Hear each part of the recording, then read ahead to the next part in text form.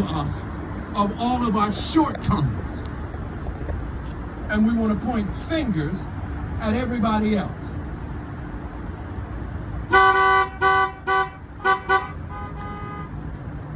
Listen to what he says in Matthew 18 and 19. Listen to what it says. Again, I say unto you, that if two of you shall agree on earth as touching anything that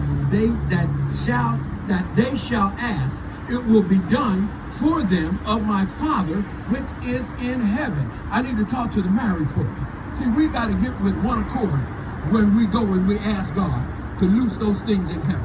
We can't come and one of us be praying for one thing and the other one be praying for something else and expect it to grow.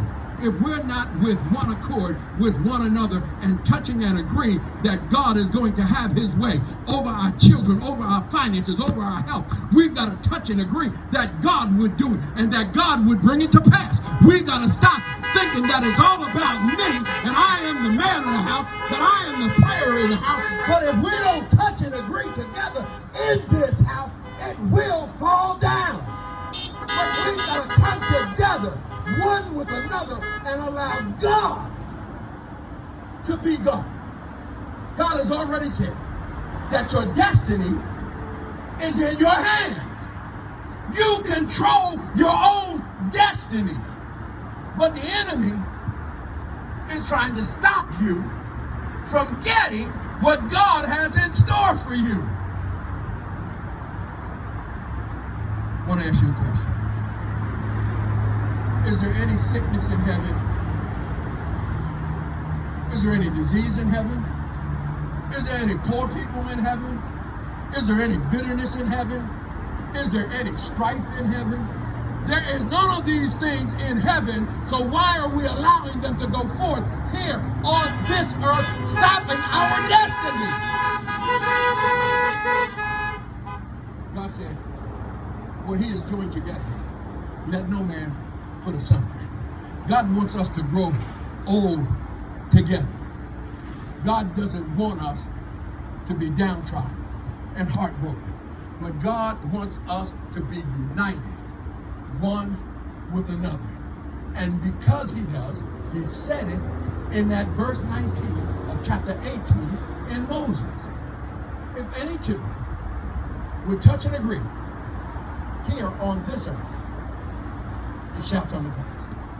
Put your bygones behind you. Put your bitterness behind you. Your destiny is going forward, and you're blocking your destiny because you're allowing the enemy to come in to rob, kill, and destroy what God is willing to bless you with. It's time out, church, for us sitting back and moaning over what I don't have when God has given us a destiny that we might prosper and be in good health. Am I right about that, girl? God said it, so I believe it. I've got to trust God to do what God has said he's going to do. I'm not worried about what the doctor said. My doctor's name is Jesus, and he has never lost a case, and I'm trusting him, and I know what he can do. There are witnesses here that can attest to the fact of God's goodness, that can attest to the fact that because we touch and agree, that God has brought us through. Because we have joined hands one with another, and we rebuked the enemy, told him to get out of here because you can't steal nothing here. Because God has blessed us with long life. God has blessed us with joy and peace. God has blessed us with happiness and prosperity. God has blessed us. My destiny is to live a glorious life through Christ, that I might honor God with my presence. God is not through with us yet, church. God's got a blessing with your name on it. God has a destiny for you to follow. But it's up to each and every one of us to stay on the straight and the narrow. It's up to each and every one of us to stay on our knees, thanking God for the miracle that has shown up in my life. In spite of me, God is blessing me.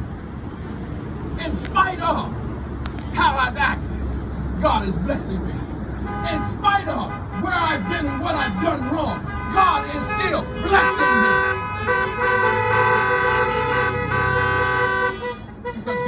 man that he would love and what God said he would do.